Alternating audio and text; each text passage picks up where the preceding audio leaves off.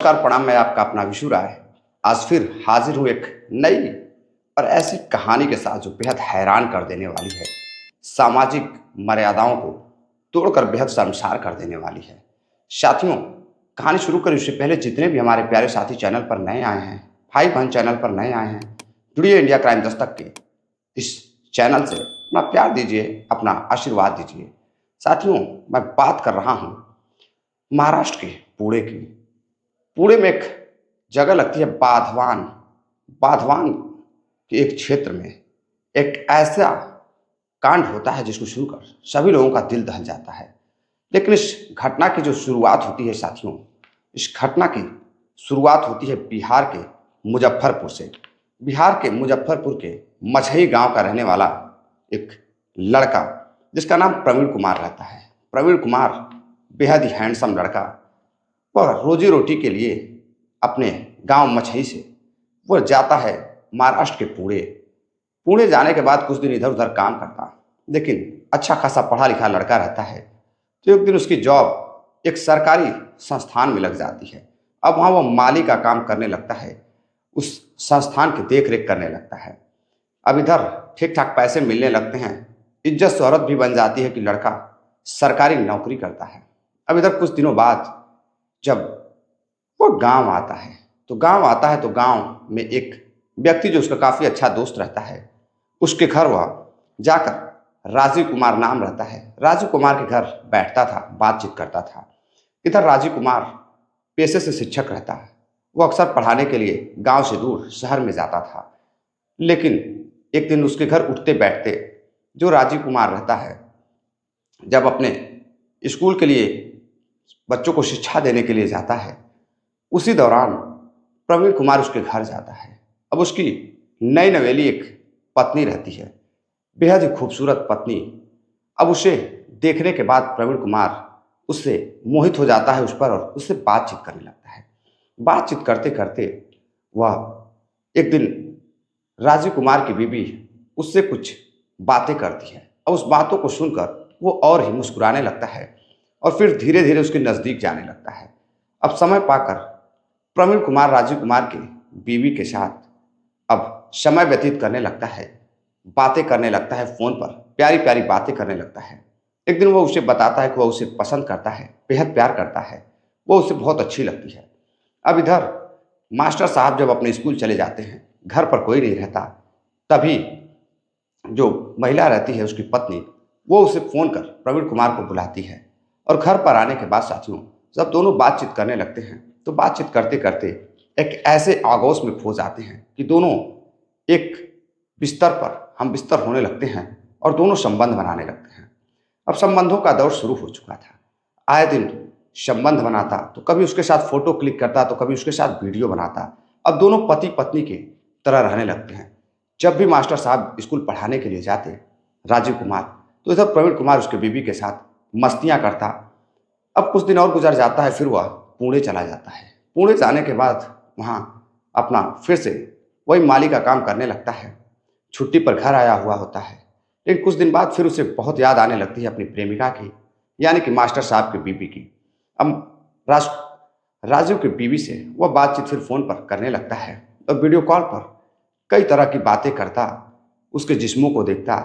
लेकिन इसी दौरान अब उसकी पत्नी जिद करती है उसकी प्रेमिका प्रवीण कुमार की कि तुम घर आ जाओ। फिर घर जाता है और घर जाने के बाद राजीव कुमार से मिलने के बहाने उसकी पत्नी से बातचीत करता। और जब राजीव कुमार फिर जब स्कूल चला जाता तो घर सुनसान पड़ता, तो उसकी बीवी के साथ फिर से घर में बैठकर रंगलियां मनाता। अब धीरे धीरे समय बीतता गया। एक दिन वह पुणे जाता है फिर से काम के लिए।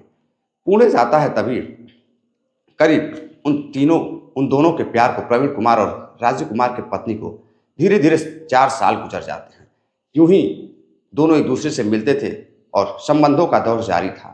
धीरे धीरे दोनों एक दूसरे के साथ जीने मरने की कस्में भी खाने लगते हैं।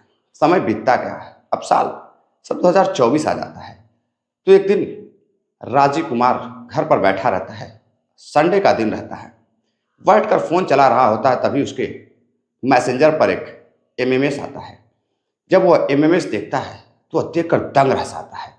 दरअसल साथियों, वह एक ऐसा एमएमएस देखता है जिसको देखने के बाद अगर किसी के घर वालों के साथ ऐसी हरकत हो तो वह हैरान रह जाएगा।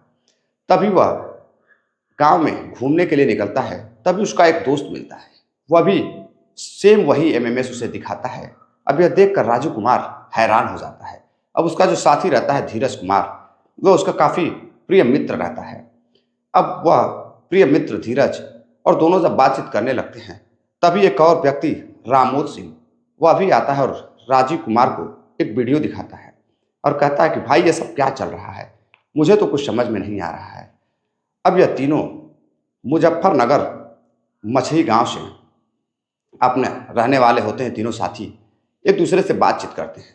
बातचीत करने के बाद अब एक दिन पुणे में अगस्त का महीना रहता है, यानी कि पिछले महीने पुणे में सुबह 7 बज रहे थे और सुबह सुबह एक दूध वाला माली जहाँ पर रहता था प्रवीण कुमार, उसके घर जब दूध देने के लिए जाता है तो देखता है कि दरवाज़ा बाहर से बंद है। जैसे ही दरवाज़ा खोलकर अंदर जाता है तो जोर जोर से साथियों चिल्लाने लगता है, चीखने लगता है। कमरे में घुसते ही वह देखता है कि चारों तरफ खून के छींटे पड़े हुए हैं। जो माली है उसका गला कटा हुआ है। तभी आसपास के लोग आते हैं और जब प्रवीण कुमार को इस हालत में देखते हैं कि उसका गला कटा हुआ है, उसकी मौत हो चुकी है और चारों तरफ खून फैला हुआ है, अब लोग बेहद परेशान होने लगते हैं। अब लोग जानना चाहते थे कि आखिर इसके साथ ऐसी हरकत किसने कर दी। यहाँ पर तो कोई उसका जानने वाला भी नहीं है। अब फौरन ही पुलिस को फ़ोन किया जाता है। मौका वारदात पर पुलिस जाती है। पुलिस पहुंचने के बाद अब उसकी बॉडी को लेकर पोस्टमार्टम के लिए भेज देती है। उसके घर वालों को फ़ोन कर जानकारी देती है कि उसके बेटे की मौत हो चुकी है। इधर घर में गांव में मातम फैला हुआ था कि गांव का एक लड़का शहर में कमाने के लिए गया हुआ है, वहाँ कुछ लोगों ने उसे मार डाला है। अब लोग तरह तरह की बातें कर रहे थे। कोई किसी धर्म पे उंगली उठा रहा था, कोई किसी धर्म पे उंगली उठा रहा था कि पक्का कोई ना कोई ऐसा होगा जो उसे मार डाला होगा। अब लोग जानना चाहते थे आखिर हकीकत क्या है, क्यों उसका कत्ल किया गया। इधर फौरन ही पुलिस उसकी कॉल डिटेल्स निकालती है। कॉल डिटेल्स निकालती है तो पता चलता है कि रात में एक व्यक्ति ने इसे फ़ोन किया था और फ़ोन करने वाला कोई और नहीं बल्कि धीरज कुमार रहता है। धीरज कुमार को उसका एड्रेस पता रहता है और वो उसे फ़ोन कर बताता है कि वो पुणे में है। वो उसके यहाँ मिलने के लिए जाता है और साथ में उसका एक दोस्त जो कि राजीव कुमार उसके प्रेमिका का पति भी रहता है और प्रमोद भी रहता है। तीनों मिलकर उसके घर रुकते हैं और सुबह होते ही वहाँ से निकल जाते हैं। अब पुलिस को जैसे ही कॉल डिटेल्स के माध्यम से पता चलता है, वो चौराहों पे लगे हुए, हाईवे पे लगे हुए सारे सीसीटीवी फुटेज को खंगालती है। जब सारे सीसीटीवी फुटेज को खंगालती है साथियों, तो उसमें एक सीसीटीवी फुटेज ऐसा रहता है जिसमें तीनों एक साथ जाते हुए दिखाई देते हैं। अब पुलिस उसी रास्ते पर आगे बढ़ती है तो एक बस स्टैंड से रेलवे स्टैंड की तरफ जा रहे थे, थाने की तरफ जा रहे थे। थाने का मान पाड़ा एक जगह पड़ती है, उधर ही से वो गुजर रहे थे। पुलिस फौरन ही उसका लोकेशन ट्रेस करती है और तीनों को गिरफ्तार करती है। करीब 4 से 5 घंटे के अंदर ही पुलिस ने तीनों को गिरफ्तार कर लिया।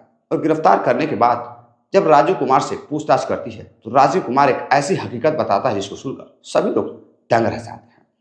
राजू कुमार बताता है कि वह यहाँ पर उसके कत्ल करने की नीयत से आया था। उसने उसके बीवी के साथ जानबूझ करके अश्लील वीडियो बनाया, अश्लील हरकतें की और गांव में वायरल कर दिया फेसबुक, इंस्टाग्राम और सोशल मीडिया के माध्यम से लोगों के मैसेंजर पर, ताकि लोग देख सकें और उसका पति राजीव कुमार उसकी पत्नी को छोड़ दे और वह फिर उसकी पत्नी से शादी कर ले। अब इस नीयत से प्रवीण कुमार वीडियो को वायरल करता है। पूरे गांव में उसकी बदनामी होने लगती है।